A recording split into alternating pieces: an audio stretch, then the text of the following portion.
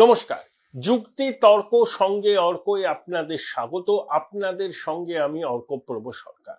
তখন আমি কলেজে প্রথম বর্ষে পড়ি বা দ্বিতীয় বর্ষে উঠবো করছি। তখনই যুব কংগ্রেস নেত্রী মমতা বন্দ্যোপাধ্যায় ব্রিগেড প্যারেড গ্রাউন্ডে মৃত্যু ঘণ্টা বাজালেন বামফ্রন্টের। কৌতূহল বশত সেই সমাবেশে আমিও গিয়েছিলাম, কারণ আমি ছোটবেলা থেকেই অবাম রাজনীতির সঙ্গে নিজেকে যুক্ত রেখেছি এবং কৌতূহল বশত আমি গিয়েছিলাম যে কত ভিড় হচ্ছে, কে কি বলছেন ইত্যাদি। সেন্ট্রাল অ্যাভিনিউ থেকে কংগ্রেসের একটা মিছিলে লরিতে করে স্লোগান দিতে দিতে আমি গিয়েছিলাম, মনে আছে। তো বিপুল জনসমাগম, মমতা বন্দ্যোপাধ্যায় মৃত্যু ঘণ্টা বাজালেন। তার আগে বরকত সাহেব বলেছিলেন সিপিএম কে বঙ্গোপসাগরে ফেলে দেবো। তা মৃত্যু ঘণ্টা বাজানোর প্রায় 2 দশক বাদে বামফ্রন্টের মৃত্যু ঘণ্টা বেজেছিল। তার নানাবিধ কারণ ছিল, সেগুলো আপনারা সবাই জানেন, আমি চর্বিত চর্পণ করব না। কিন্তু এখন যা দেখছি তাতে তো আমার মনে হচ্ছে যে তৃণমূল কংগ্রেসের কি মৃত্যু ঘণ্টা বেজে গেল? এতটা দিশাহারা, এতটা আতঙ্কিত মমতা বন্দ্যোপাধ্যায়কে কিন্তু আমি কখনো দেখি। দেখুন, তিনি ভাষা সন্ত্রাস, বাঙালি আক্রান্ত এইসব ন্যারেটিভ তৈরি করছেন, খুব করতে পারেন, এটা তার অধিকার। মানুষকে বিভ্রান্ত করছেন, মানুষ বিভ্রান্ত হবে কিনা সেটা মানুষের উপর নির্ভর করছে। আসলে ভাষা সন্ত্রাস হয়নি, বাঙালিও কোথাও নিগ্রহের মুখে পড়েনি। যেটা হচ্ছে, সারা দেশ জুড়ে পরিযায়ী শ্রমিকদের চিহ্নিত, পরিযায়ী শ্রমিক যাদের মধ্যে বাংলাদেশি আছে তাদেরকে চিহ্নিত করে ডিপোর্ট করার উদ্যোগ হচ্ছে। এর মধ্যে কোথাও ভাষা সন্ত্রাস নেই, কোথাও বাঙালি বিরোধী মানসিকতা নেই, একদম পরিষ্কার। এটা রাজ্যের বাইরে যে সমস্ত বাঙালি আছেন দীর্ঘকাল ধরে, সাম্প্রতিক অতীতে যারা গিয়েছেন কর্মসূত্রে, পড়াশোনার সূত্রে, তারা সবাই জানেন। হ্যাঁ, কাদেরকে জিজ্ঞাসাবাদ করা হচ্ছে? হ্যাঁ, তারা বাংলায় কথা বলেন, তাদের অধিকাংশ পরিযায়ী শ্রমিক। নিশ্চয়ই এমন কোনো কারণ আছে সংশ্লিষ্ট রাজ্যের প্রশাসনের মনে হয়েছে যে এরা বলছে আমরা পশ্চিমবঙ্গ থেকে এসেছি, কিন্তু আদপে এরা ভারতীয় নাগরিক নয়। অনুপ্রবেশের মাধ্যমে দেশে ঢুকে বিভিন্ন উপায়ে পরিচয়পত্র তৈরি করে তারা ভারতের জনসমুদ্রে মিশে গিয়েছে এবং এরা কিন্তু প্রকৃত ভারতীয়দের কাজের সুযোগকে নষ্ট করছে এবং জাতীয় নিরাপত্তার পক্ষে এরা কিন্তু বিপজ্জনক শক্তি। এই পশ্চিমবঙ্গ থেকেই, কখনো ক্যানিং থেকে, কখনো নদিয়া থেকে বিভিন্ন জঙ্গি সংগঠনের স্লিপার সেলের সদস্যদের গ্রেপ্তার করা হয়েছে। এই রাজ্যে খাগড়াগড় বিস্ফোরণ হয়েছে, এসব আমরা সবাই জানি। আপনি কি গ্যারান্টি দিয়ে বলতে পারেন আপনার বাড়ির পাশে কোনো আনসার আল্লাহ বাংলার জঙ্গি লুকিয়ে নেই, কোনো আইসিস স্লিপার সেল সক্রিয় নয়? আপনি গ্যারান্টি দিয়ে বলতে পারবেন না। সীমান্ত সংলগ্ন বিভিন্ন বিধানসভা কেন্দ্রে জনবিন্যাস বদলে গেছে। 2009-এ সীমান্ত সংলগ্ন অনেক বিধানসভা কেন্দ্রে যে ভোটার ছিল, 2025-এ সেখানে ভোটার সংখ্যা কোথাও 50, কোথাও 55, প্রায় 60% পর্যন্ত বেড়েছে। এই প্রেক্ষিতে কিন্তু মাননীয় একটা ভ্রান্ত ন্যারেটিভ তৈরি করছে। এটা তো অনেক দিন ধরে চলছে, কিন্তু 18ই অগাস্ট মাননীয় নবান্নে বসে যে কথাটা বলেছেন সেটা পিলে চমকে দেওয়ার মতো। ভারতীয় নাগরিকদের মানসিক স্বাস্থ্যের সমীক্ষা চলছে, সারা দেশ জুড়ে চলছে, প্রতিটি রাজ্য এবং কেন্দ্রশাসিত অঞ্চলে হচ্ছে, এ রাজ্যেও হচ্ছে। রাজ্য সরকারের স্বাস্থ্য পরিবহন কল্যাণ মন্ত্রক এর সঙ্গে যুক্ত, এটা করছে কল্যাণী এইমস, দ্বিতীয় দফায় চলছে। সঙ্গে যুক্ত হয়েছে কি national institute of mental health and neuroscience, ব্যাঙ্গালোরের প্রতিষ্ঠান। এটার শর্ট ফর্ম হচ্ছে নিমহান্স। অত্যন্ত গুরুত্বপূর্ণ এবং একটা রেপিউটেড প্রতিষ্ঠান। মুখ্যমন্ত্রী কি অভিযোগ করলেন যে কল্যাণী এইমস তথ্য সংগ্রহ করছে, সার্ভে করছে।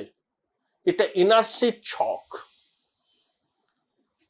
এনআরসির ছক, কেউ কোনো তথ্য দেবেন না। ওরা কেন্দ্রীয় সরকারের সংস্থা। এইমসের কাজ চিকিৎসা করা, রোগী দেখা। তাদের এই সার্ভে করার অধিকার কে দিয়েছে? এইমসকে হুঁশিয়ারি দিয়ে বলেছেন খেলবেন না। আর সার্ভে যদি কিছু করতে হয় রাজ্য সরকারই করবে, এবং তার আগে রাজ্য সরকার সেটা পাবলিক ডোমেনে জানাবে। কেন্দ্রীয় সরকারের প্রতিষ্ঠান যেহেতু এইমস, সেই জন্য এইমস যদি কোনো সার্ভে করে তাতে কেউ সাড়া দেবেন না। ওনার ভাব দেখে মনে হচ্ছে যে কেন্দ্রীয় সরকার কোনো একটা বিদেশি রাষ্ট্রের সরকার, সেই বিদেশি রাষ্ট্রের সরকার ভারতীয় নাগরিকদের তথ্যপঞ্জি তৈরি করছে। একটা অঙ্গরাজ্যের মুখ্যমন্ত্রী যিনি সংবিধান হাতে নিয়ে শপথ নিয়েছেন, সাংবাদিক বৈঠক করেন, দুপাশে দুটো জাতীয় পতাকা, তিনি বলছেন যে All India Institute of Medical Science এনআরসির জন্য সার্ভে করছে গোপনে, এবং তাদেরকে তথ্য না দিয়ে কেউ যেন সহায়তা না করেন। ফিরাদ হাকিম, অরূপ বিশ্বাস এবং প্রদীপ মজুমদারকে তিনি দায়িত্ব দিয়েছেন এইমস এর উপর নজরদারি করা। আপনি ভাবতে পারেন আমরা কোথায় দাঁড়িয়ে আছি? এইমস জবাব দিয়ে দিয়েছে। তারা বলেছে যে প্রশ্নপত্র নিয়ে তারা মানুষের কাছে যাচ্ছেন, সার্ভে করছেন, সেই প্রশ্নপত্র ওয়ার্ল্ড হেলথ অর্গানাইজেশনের অনুমতি আছে, অনুমোদিত, এবং নিমহাংস সেটাকে করবোরেট করেছে। কেন করা হচ্ছে? দেখুন, স্ট্রেস থেকে শুরু করে মানসিক স্বাস্থ্য, এটা একটা উদ্বেগের বিষয়। তো এই প্রচন্ড চাপের মুখে তরুণ সমাজকে কাজ করতে হয়, সবাই চাপে থাকে, তাদের কিছুটা রিলিফ দেওয়া। আসল সমস্যাটা কি, মেন্টাল ডিসঅর্ডার কেন হচ্ছে বা সম্ভাবনা কোথায়, সেগুলো সম্পর্কে একটা তথ্যপঞ্জি তো জোগাড় করা বিশেষ প্রয়োজন। পরবর্তীকালে রোগ নির্ণয় এবং রোগ দূরীকরণে সহায়তা করবে, এবং আর্টিফিশিয়াল ইন্টেলিজেন্সের প্রয়োগ করে কিভাবে রোগ নির্ণয় এবং রোগ নিরাময় সম্ভব, সেজন্য আইসারও উদ্যোগ নিচ্ছে। এতে আইসারও আছে। মাননীয়া বলছেন যে না, এটা হচ্ছে ঘুর পথে এনআরসি করার ফন্দি। আসলে উনি প্রচন্ড আতঙ্কিত, তাই নক্তসত্ত্ব জ্ঞান ভুলে গেছেন। উনি বুঝতে পারছেন যে এসআইআর হবে, এসআইআর ছাড়া ভোট হবে না। যদি তৃণমূলের এই মেয়াদে, মানে রাজ্য সরকারের এই মেয়াদে এসআইআর করতে সমস্যা হয়, তাহলে এই সরকারের মেয়াদ যখন শেষ হবে 2026-এর মে, তারপর নির্বাচন হবে না, রাষ্ট্রপতি শাসনে এসআইআর হবে এবং তারপর নির্বাচন হবে। এটাতেই বঙ্গেশ্বরীর ঘুম উড়েছে। ভূত দেখছেন তিনি, এসআইআর এর ভূত, এনআরসির ভূত। নইলে কেউ এটা বলতে পারে নবান্নের 14 তলায় সাংবাদিক বৈঠক করে, দুপাশে দুটো জাতীয় পতাকা, যে এইমস এনআরসির জন্য গুপ্তচর বৃত্তি করছে? এই এইমস কে রাজ্যে আনার জন্য এখানে তো কম চেষ্টা হয়নি। প্রিয়রঞ্জন দাসমুন্সির উদ্যোগ সত্ত্বেও রায়গঞ্জে এইমসটা হলো না, প্রিয়দা চলে গেলেন। তারপর একটা এইমস হলো নদিয়াতে, সেটার পিছনেও যদি এভাবে হাত ধুয়ে পড়ে রাজ্যের শাসক দল, ভবিষ্যতে এ রাজ্যে আর কোথাও কোনো এইমস হবে? কেন্দ্র সরকার অনুমোদন দেবে এইমসের? যেটা আমাদের একটা গর্বের ব্যাপার। কল্যাণীতে যে এইমস হয়েছে, আমি শুনেছি বহু মানুষ সেখানে যান চিকিৎসার জন্য। একটা অর্থনীতি গড়ে উঠেছে এইমস কে কেন্দ্র করে। আশেপাশে জমির দাম বেড়েছে, বহু মানুষ এর কর্মসংস্থানের সুযোগ হয়েছে। সেখানে এরকম একটা অভিযোগ, এর চেয়ে আতঙ্কের প্রহর গোনা শুরু। বুঝতে পারছেন পায়ের তলা থেকে না মাটিটা সরে গেছে। আইপ্যাকের রিপোর্টও আশাব্যঞ্জক নয়। কঠিন লড়াই, সংখ্যাগরিষ্ঠতা জোগাড় করতে হিমশিম খেতে হবে। তারপর কোনোভাবেই উনি এসআইআর বন্ধ করতে পারবেন না। এসআইআর করা নির্বাচন কমিশনের অধিকার, সুপ্রিম কোর্ট সেটা বলে দিয়েছে, এবং একটা নির্বাচন হবে নির্ভুল ভোটার তালিকাকে সামনে রেখে। সেই নির্ভুল ভোটার তালিকা তৈরি হচ্ছে নির্বাচন কমিশনের দায়িত্ব, সেই জন্য তারা এসআইআর করবে। সারা দেশে হবে SIR. Join Indian Institute of Hotel Management now. Right choice, right decision. যতই আপত্তি করুক রাজ্যের শাসক দল, এরা রুখতে পারবে না এসআইআর। এই যে বিএলএ, বুথ লেভেল এজেন্ট, এদের একটা তালিকা নির্বাচন কমিশন চেয়েছে, সঙ্গে সঙ্গে আদালতে চলে গেছে শাসক দল। যে এত তাড়াতাড়ি বুথ লেভেল এজেন্টদের তালিকা কেন নির্বাচন কমিশনকে দেব? নির্বাচনের তারিখ ঘোষণা হয়নি, আসলে কমিশন বিজেপির এজেন্ডা বাস্তবায়িত করছে। এই তালিকা নির্বাচন কমিশনের হাতে চলে গেলে এটা বিজেপির হাতে চলে যাবে। মাননীয় বিচারপতি অমৃতা সিনহার এজলাসে জরুরি ভিত্তিতে শুনানির দাবি করা হয়েছিল, কিন্তু জাস্টিস সিনহা সেই দাবিতে কর্ণপাত করেননি। সময় মতো নিয়ম যখন রোস্টারে আসবে তখন শুনানি হবে। আতঙ্ক এসআইআর এর আতঙ্ক। অনুপ্রবেশকারীদের চিহ্নিত করে ডিপোর্ট করা হবে। এসআইআর হলে ভোট ব্যাংকে ধস নামবে, বহু ভুয়ো ভোটারের নাম তালিকা থেকে বাদ যাবে। এরা মমতা বন্দ্যোপাধ্যায়ের ভোট ব্যাংক, তৃণমূলের ভোট ব্যাংক, তাই আতঙ্কিত হয়ে যাচ্ছেন। বুঝতে পারছেন যে এবারের বিষয়টা অন্য, চিরদিন কাহারও সমানো নাহি যায়, তাই যা খুশি তাই বলছেন। আপনি ভাবুন, আপনারা একটু ঠান্ডা মাথায় ভাবুন, একজন মুখ্যমন্ত্রী নবান্নে বসে বলছেন যে All India Institute of Medical Science সে গুপ্তচর বৃত্তি করছে এনআরসির জন্য। বিষয়টা কি?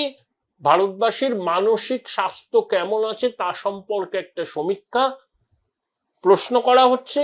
সেই প্রশ্নপত্র ওয়ার্ল্ড হেলথ অর্গানাইজেশনের নিয়ম মেনে তৈরি হয়েছে এবং নিমহান্স সেটাকে করবোরেট করেছে।